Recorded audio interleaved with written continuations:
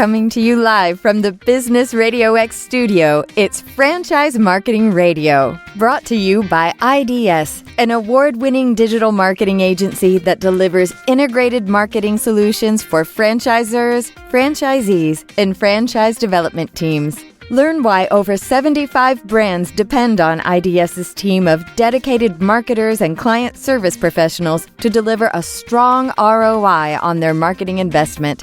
Go to idsfranchisemarketing.com for a complimentary digital audit and consultation. Hi, everybody. Welcome back to Franchise Marketing Radio. I'm your host, Rob Ganley. And today we have a very special show. I say it every time, but I mean it, because this really kind of chases back and aligns with what I know most about. So it's exciting to have these conversations. But I want to welcome to the show today, Jania Bailey. She's a CFE and CEO of FranNet. And I'm sure a lot of you that are tuning in have heard of FranNet. But I'm going to jump right in and ask Jania to kind of tell us a little bit about her background with the brand. She's been there a long time and taken it through some transformations, including becoming a franchise. So I would love to hear a little bit. Tell us a little more, Jania. Welcome to the show. Well, thank you very much. Yes, I've been with FranNet 17 and a half years now. So it's been quite a ride so far, and it's not anywhere close to being over. So that's a good thing.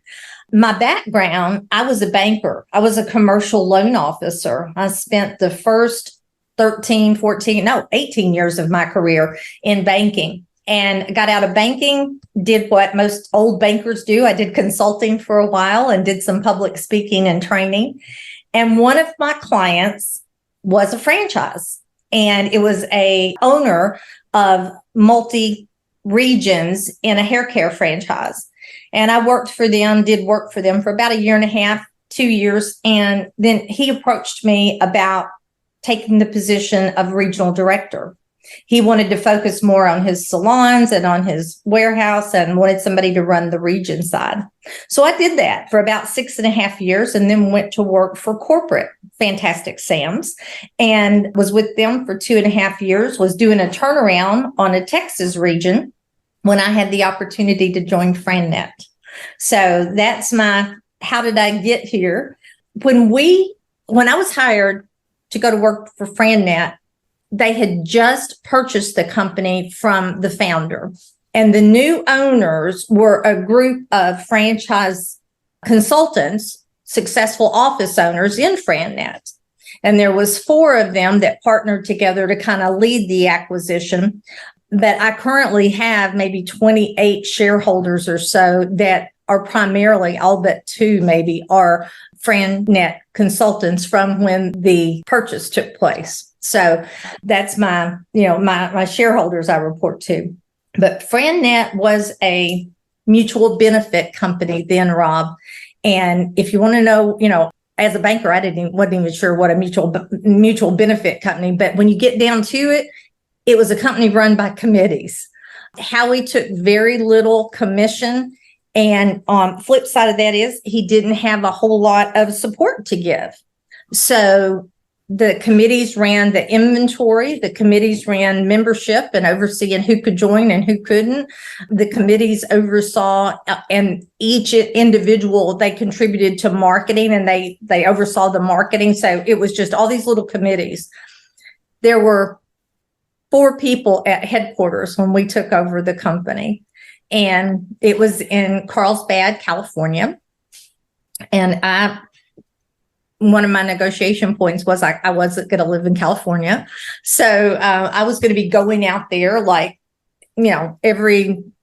once a month, once every 6 weeks. And the rest of the time, I was basically told I could work from home in my jammies if I wanted to. It didn't matter.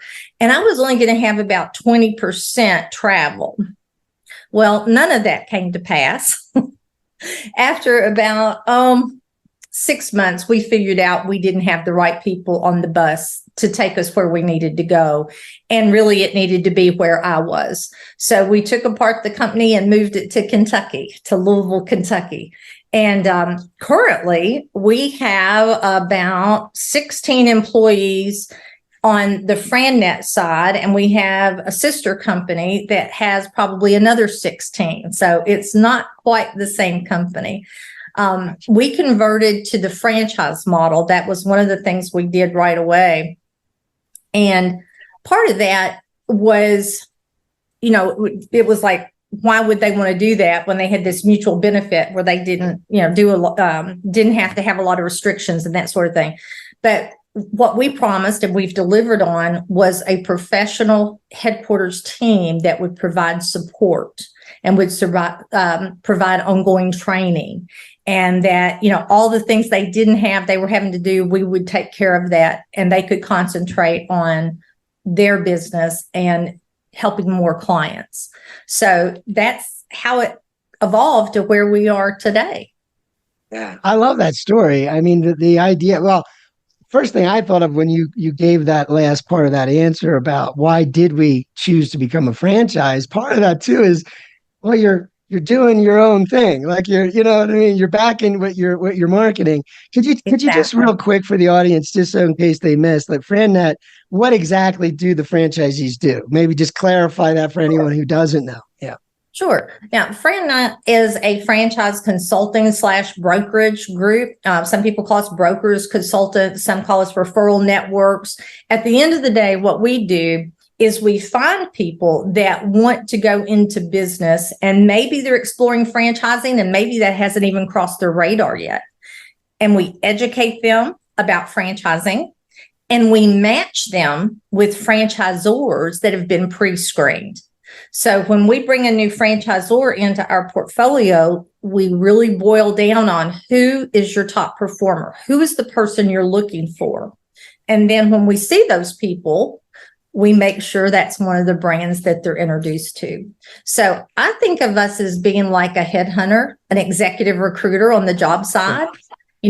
We're out looking for good people to match with great companies. Yeah. Very cool. Very cool. I have to admit, that's where I started in franchise. I explained earlier to you. Yep. That was attractive, that idea of helping. Well, I thought I could learn a ton about businesses, and I did. You really learn innovative ways, the best way to run that kind of business, right? So it's really cool stuff. But it's funny how you say, like, a lot of people don't know about franchising. We know of franchising. It's like it's there, but we don't know really what it is a lot of times, right? So the franchise consultant or broker can really help people understand the opportunity of franchising. It's so much broader and bigger than people realize. Yeah, so, they always think fast food, and of course I immediately go, McDonald's, $1 million. I can't afford a franchise. So you really have to take those blinders off of them and help them see. I know. It's just like you'd be shocked at the kinds of franchises you can run. So it's kind of cool that way. So we talked a little bit about relationships there, which again, not me, I've been a marketer and a salesperson, very relationship driven, very conscious that that's what I was about, and very important, right? I feel like relationships are the reason we're really here, as human beings. So it's great to have a profession where it's like really important to think about. But then we have this new wave of tech coming in, and it's not new in the sense that tech has been a thing, especially since you took the helm. And, so you've been evolving and responding.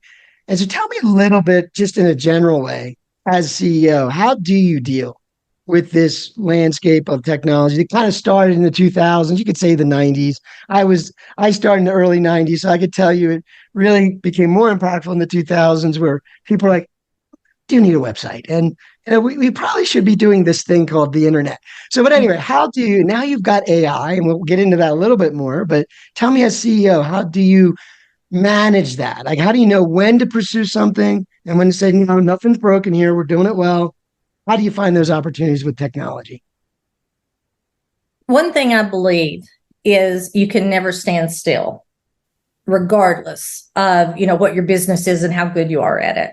So one of my rules of thumb has always been every year to take a pause, and as a group, what are we doing well? What could we do better? What should we not be doing? And what are the things we haven't even thought of that we need to think about?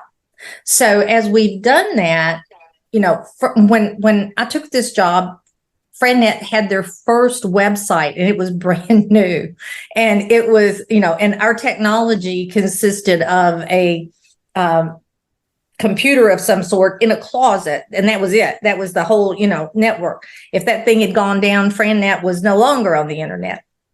So we actually put a gentleman on our board right away that had a strong IT background, Tim Halverson. And Tim was one of the co-authors of, I just went totally blank, a major software company.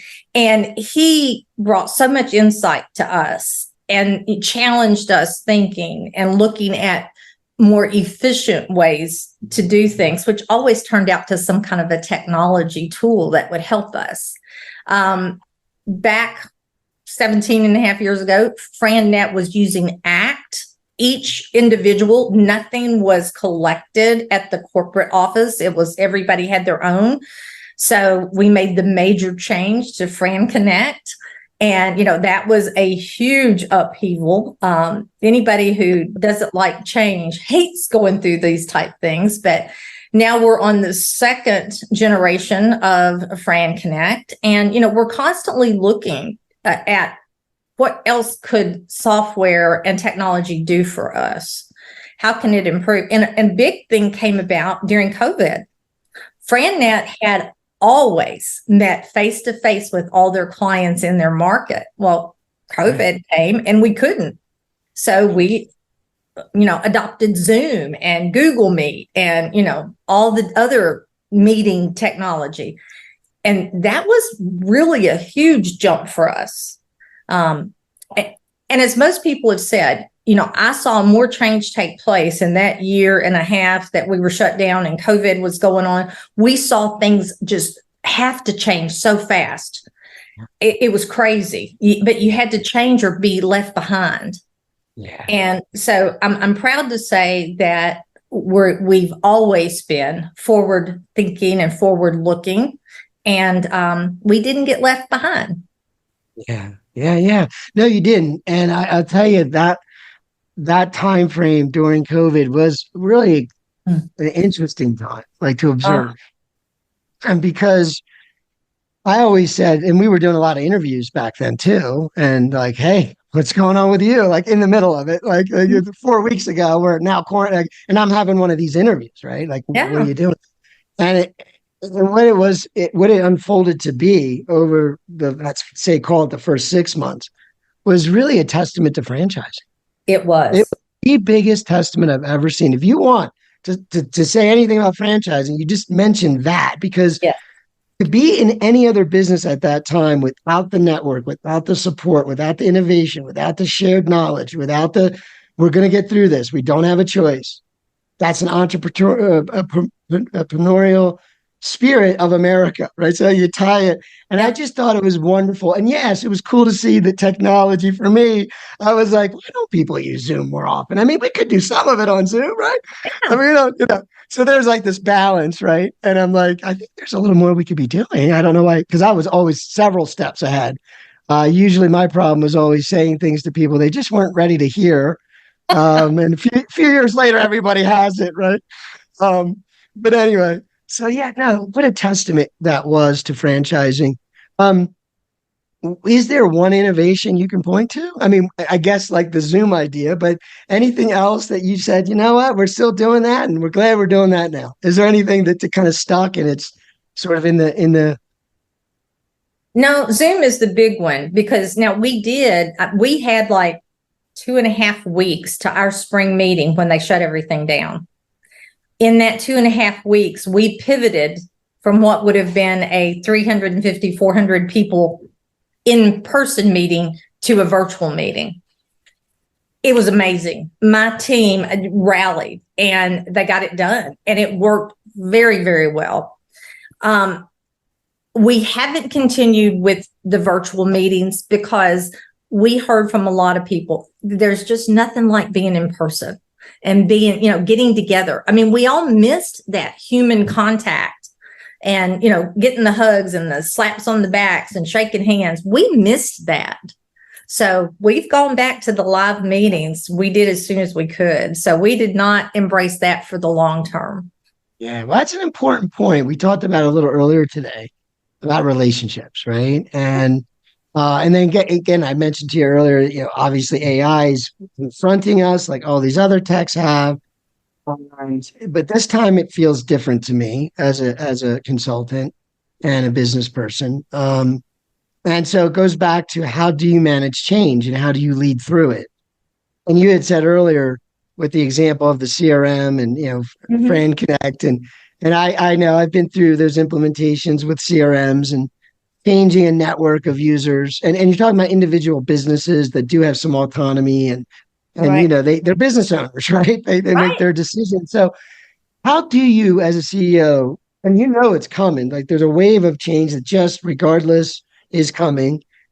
How do you anticipate taking people through these iterative changes successfully? Is there an ingredient that you lean on when you deal with change with a network? Like, okay, we're going to do this change now. It's going to probably take the next year. Is there something you keep in mind and use to make sure you get that most effectively as you can? I'm a big believer in communication. And I believe open communication early and often through change. First you have to get everybody to understand why it's necessary. Then you have to be able to point out the advantages to them of making the change. Why should they get on board with this? And then you have to really walk them through, all the different, here's where we're at. This is what's happening now. This is what you can expect next. And because it's a process, you don't just flip a switch.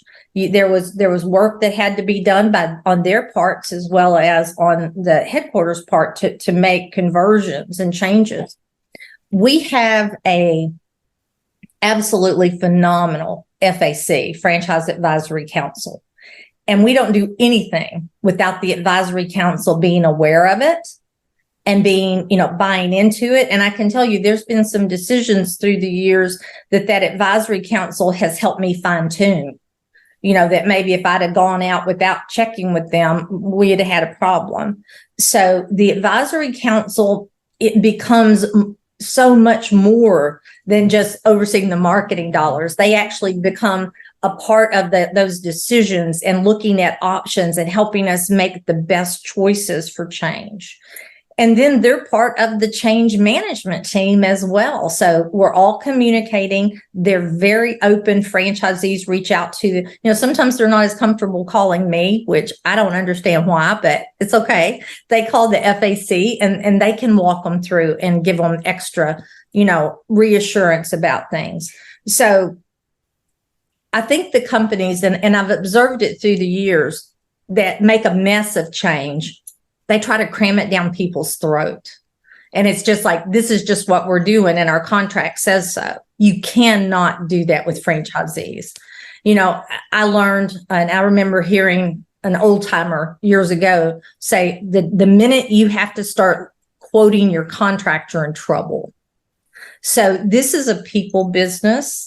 And any change, you've got to reassure them, you got to win them over, and, they've got to see why you're doing it and feel good about it. I love that because, and we say, so advisory council, some people call them different things, but and I wonder if your thought on this, like, don't you think that concept, I think it's brilliant. In other words, the idea is, you're the franchisees, we're the brand. So there's already that natural sort of, we're all one brand, but there is that separation, right? There's this business relationship between the two sides. But isn't it amazing how making them part of the decisions helps them own it and be accountable to it and feel part of it? So it's our idea.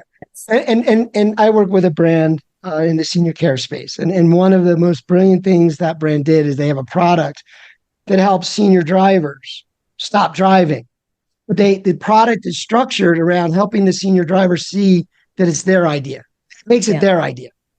And so it's so powerful when you do it the opposite way, where I'm just going to take this away because it makes sense. It's just, we have to do it. It doesn't matter. You're taking their autonomy, their freedom. It just doesn't feel right. It doesn't lead to the right culture, the right things. So as you said, if you've got to go to a contract and quote a contract, we're definitely in the wrong place. That is, I wish we didn't have to have them, but obviously there are reasons why we do. But anyway, you certainly hope you don't have to go there. No. Yeah, that's brilliant. So making it about making them part of the decisions, making them part of the future, clearly communicating and being in it together, kind of like COVID.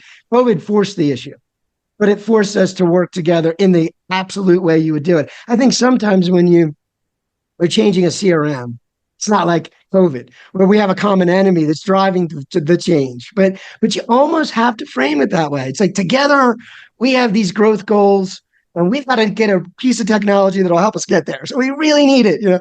So it's like, yeah. Anyway, I look into those dynamics because I realized I said earlier, I think franchising is brilliant, and it's just one of those things that we take for granted.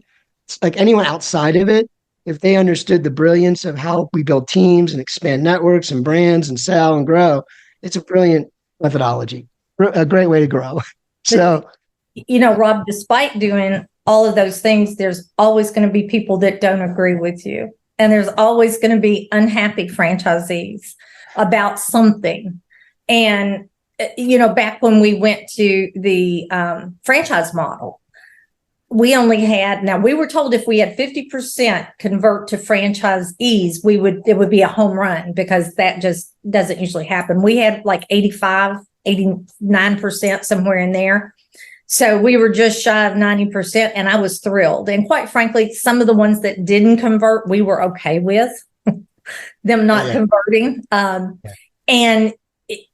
there's always those people that will not agree and cannot see the greater good.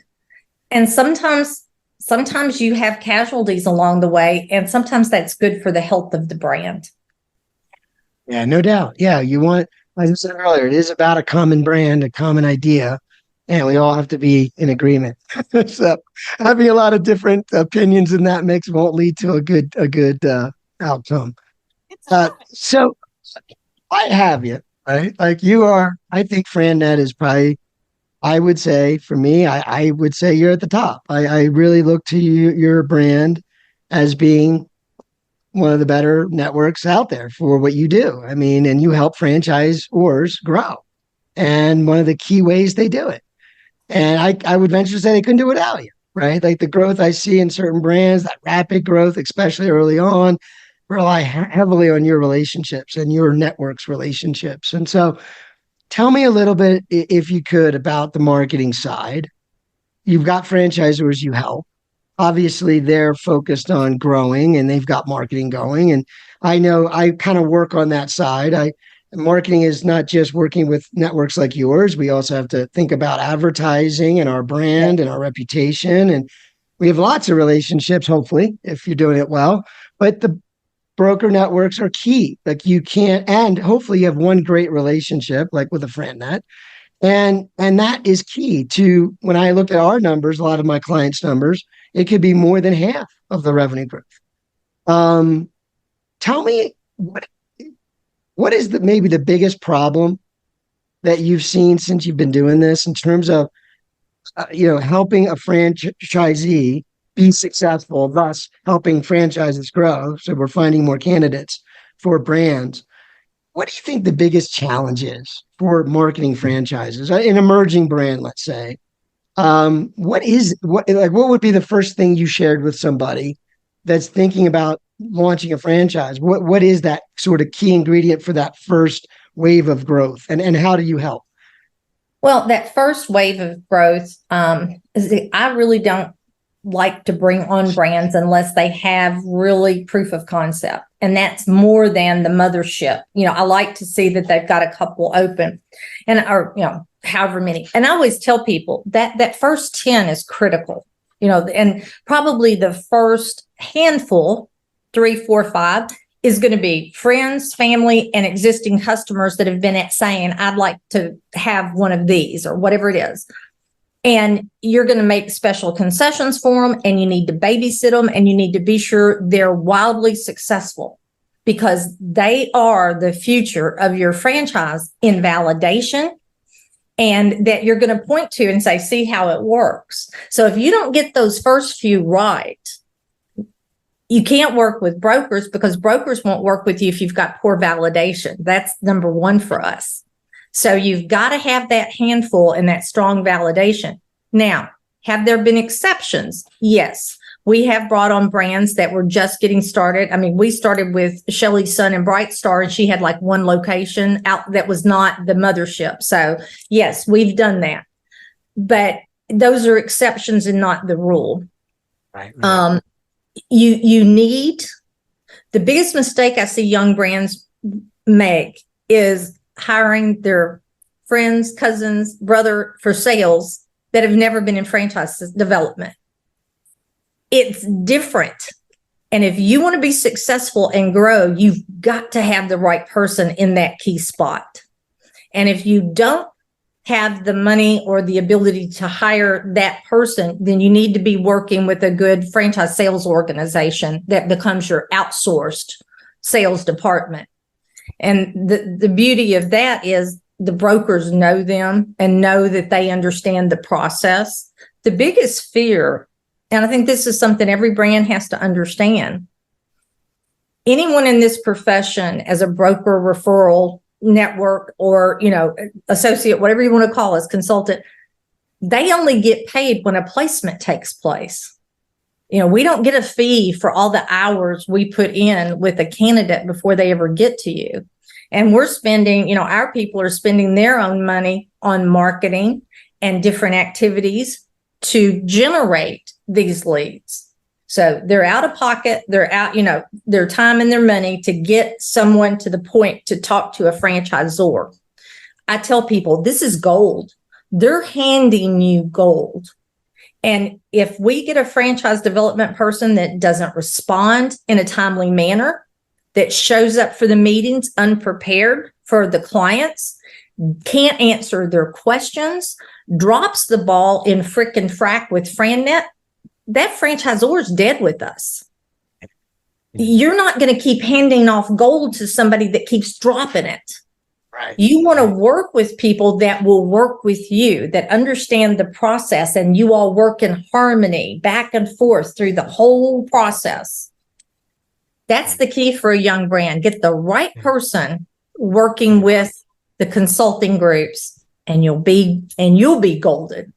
You'll be golden. Yeah. And there's such a huge, important result, right? I mean, if you start a brand, you have a vision that goes much further, and it's proven it's hard to get there. And so what we're talking about is that hard part of growing that network. And a lot goes into that to get that candidate to the table in the first place with the right mindset and the right background.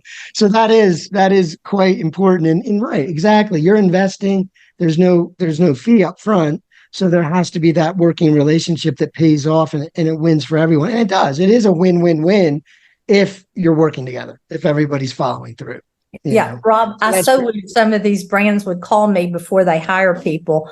In our industry, there's a lot of people that have a different shirt on at every IFA meeting, different brand, and there's a reason for that.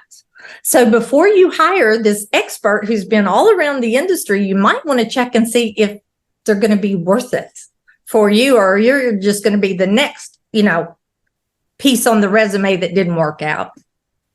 You got to get people to believe, right? Yes. You got a team of franchisees, and they're passionate about what they do, but you got to figure out, how do we get there? In sales, it was always, if I believed in something, I was number one. I was driven that way. I just couldn't help myself. I remember I got a story from back in the 90s when the push the talk walkie-talkies became more prevalent with Nextel, and they became Sprint. But I remember how groundbreaking it was. I felt so driven to tell the prospect to do this. You don't understand. And so, but then I realized later that I just don't have the same drive for this product. Like it's just not. So belief is key, and you can set the stage. A lot of it comes down to communication and painting the right picture, but you do need that though. You need someone on your team that cares about your brand like you do. If you can find someone close to that. Maybe not quite as much as you, but they should care. They should be proud of what they do. And I think you get salespeople like that, they always produce. So your biggest challenge will be to kind of reel them in. And you got us a lot of revenue, but now we're kind of got growing pains. Right. Anyway, so that's usually a good problem. Anyway, so going back to staying on this path a little bit, because again, I know you see a lot of brands and worked with a lot of brands and grew a lot of brands. So now we're a little further down. We're at maybe 50 units. Maybe we even crossed that 100 unit threshold. Mhm. What do you think at that stage when they engage with you? What is some of the things that you have to work on getting them to improve? Like, what are the sticking points that you see that you help them push through to kind of get to that next level? Well, the first thing is we want to be sure it's working. Again, I go back to validation. Do you have good validation? And franchisors that we've worked with, there have been times when I've asked them to take a pause with us because they really needed to focus on their internal operations and getting their house in order. In that race to 100, a lot of times that is so fast and furious that people get left along the way. And then before they know it, they've got some really disgruntled people and they've lost touch with it. So be sure you keep you've got an operations team that's staying in touch with not only onboarding new people, but making sure those that are with you are happy and they're getting the support they need and that they were promised on the front end. So keeping your house in order as you go is key. And we surface those things a lot of times in validation. And I've had to go back and sit down with franchisors and say, here's what we heard. And some of them are shocked. I mean, they're just shocked, which is even scarier to me, is that they've lost that much touch with their people. But you've got to keep your finger on that pulse and know what's going on out there as a franchisor.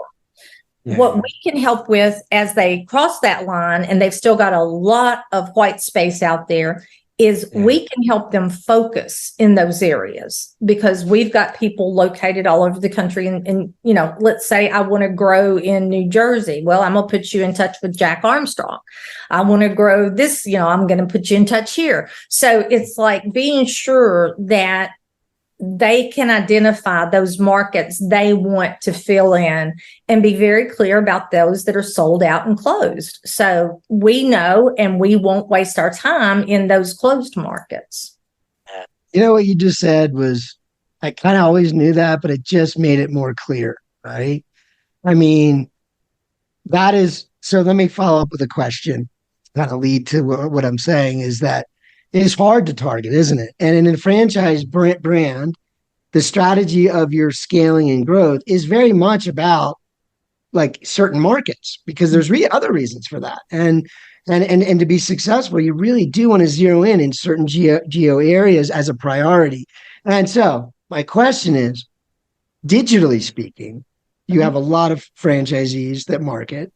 And I know it's very relationship driven. Yes. But is there a method digitally that you have found that is helpful to augmenting what your franchisees do in the local markets that you often recommend or that they use to bring more candidates? Is there something you've relied on to supplement, or is it just too hard and is it more relationship driven? Like, how do you see that? It's primarily relationship driven in those local markets. Now, our people are always testing new things and open to trying new things and try to geo target. But at the end of the day, a lot of times it boils down to that presence in the community and being out there. That's what FranNet was based on. Now, we are more open territory now and people are crossing the territory lines and that's fine and it's working. But our number one deal source year after year after year is personal referrals. And those are referrals from prior clients, from people that didn't buy, but saw the value in the process, and from the network you establish around you in your local market. Yeah. So we had talked earlier about technology, a little bit about how you manage change and all that. And so we know about AI, right? I want to bring up AI. Okay. And that was huge impact last year. I think we'll all look back and say 2023, that was a big pivotal year. Mm-hmm. Tell me a little bit. I mean, you just summed it up, and I don't think that'll ever change what we just talked about. Nope. But how does, and maybe this is a future thinking trend looking, you're thinking 5 years, 10 years, as a CEO, you have to have that side of your brain too. How do you see that playing out with relationships? Is there a way you think that just from what you're seeing now that AI would actually add value and help with relationships, or like anything that comes to mind, or any other trends that you think are really important to think about in your role as a broker? FranNet has just launched in October. We introduced it to our network of franchisors, and we're going to be at the IFA, and we're launching it to the industry next month. We had a project under wraps for over 2 years, and it is AI, but it's also 35 years of data that FranNet has collected. It is I'm so excited about it. It's hard to talk about. And there's so many different pieces to it that we're working on. But at the end of the day, what we want to be able to do is provide a path to people that may not be ready to talk to us. We know that more and more people want to do their research online. So we're providing a path for them with an out. There's several off-ramps constantly. If you're ready to talk to a broker, we're here. But our sister company, Qualify, is providing that tool to capture those people that want to start their journey themselves and go to whatever point before they're ready for us. We still believe at the end of the day, they're going to want to speak to somebody. I mean, it's like me looking at houses before we bought where we're at now. I did a lot of research on Zillow and other places, and I kind of zeroed in on the communities I liked. But I still picked up on the phone and called a realtor to take me to look at some and to help us with that final decision. I always believe there's going to be a place for good brokers. Yeah. Well, in relationships in the future, the way I start to think about it is AI can help us have better relationships, right? Mm-hmm. Like, how many times do we rush relationships because we think sometimes we're taught, be efficient, focus on your goals. You don't have time for people. They're wasting your time, right? Like, right. You're always categorizing things. And it's like, wait a minute, we're human beings. Wouldn't it be great if we could care about each other every day? Like, and it didn't have to be about some agenda. I think AI can help with maybe, hey, I can actually spend more time with you right now. And I think that would feel better if I'm going to just make an investment and my life savings is on the line. Yes. I would like to have a friend almost as much as just the details, right? The details will come, but I need that sort of connection to say, I'm doing the right thing. That someone else. Right? Exactly. Yeah. And that's why I'm still very bullish on the fact that there's still a place and will be for franchise brokers that do the job well. Yeah. Very cool. Well, the sister company you mentioned a couple of times, you want to share the name, or who's the sister company? Oh, Qualify. You said Qualify. Okay, Qualify. Got it. Yes, cool. And we will have a booth at the IFA, and it'll be hard to miss us. So we hope to see everybody there. I will be looking into it. I appreciate you. I'm very interested. So that sounds exciting. So tell me, as we wrap up, is there a piece of advice, if there was one thing, and I think you honed in on something, so maybe summarize a little, that you would have for a franchisor? That really, maybe they feel stuck. Maybe they are at some place in growth and they feel a little stuck. Is there anything that you would say, this is one of the things you want to start with to get unstuck, or something like that you wanted to share? First thing I would say is pick your partners carefully. There's a lot of people in this industry that say they're doing the same thing, and they're not. So pick your partners carefully. Be sure you understand what they're offering and what your part in it's going to be. So, whether that's somebody that's going to help you launch a franchise, or is an FSO, or is a broker group, be sure you pick the right partners. Do your homework. Ask for references. Talk to other people in the industry. Our industry attracts a ton of people. So, because it is such a viable and solid industry. But be sure you're picking the right partners, and every step along the way. I see a lot of sad younger brands that have wasted a lot of money with the wrong people. So, be careful, make good choices, be sure you've got the right fit. And if you feel stalled, I would encourage you to go to the IFA convention and go to some of the other IFA events, because that's a place you're able to talk to others that have been where you are, and they're going to help advise you. And the camaraderie and the sense of family within our industry is just amazing, that people are willing to share. I mean, I just had something this morning. There's a used to be CEO roundtable, and now it's just open for any level of management person. And bring your worst problem, and they try to help solve it, and they'll go through a process where others at the table share. That type of setting can do more for you than 10 great books you might read. And there's some great books out there, but go hear from others that have already done what you're trying to do. I feel like most of the things about franchising are sort of these invisible psychological things that occur that you can't attribute, but is everything. Exactly. Because it's what pushes you through day by day, month by month, year by year. But it's that, you said it, that sense of, I can do that. I'm like him. I'm better than him. If he can do it, I can do it, right? It's like just that one revelation of saying, I know I can do it at the right time comes from that interaction. It could be an hour-long meeting or whatever, but you can't get it unless you go and start to interact and get to know people. You're right. As big as the franchise industry is, it's very small when you get to a place like the IFA, when you get connected, and it's not that big anymore. And it's so many great people. And honestly, it's very different than a lot of other structures like the corporate world, where there's a lot of firewalls. I mean, the internet is definitely democratized, and now AI will change the world that way. But there's a lot of firewalls getting some help, and that's why I love this what I do here, this podcast, because I love talking to people like you, because I'm like learning every time. I'm sorry, but there's no way I wouldn't when I get to talk to someone who's lived another journey for X number of decades and done amazing things. So it's fun, right? But you get that access. And I don't see it in other industries all the time. So that's a great insight. So before you sign off, would you share the website and maybe qualify again, maybe mention that again? But just for anybody that's tuning in, how can they reach out? What's the best way to reach out to FranNet? Well, FranNet is FranNet, and that's 2 N's, FranNet.com. And you will find we're all very approachable, and feel free to reach out to me or any of my team. And we're there to try to help and give you advice and steer you in the right direction. Qualify is QUALIFY,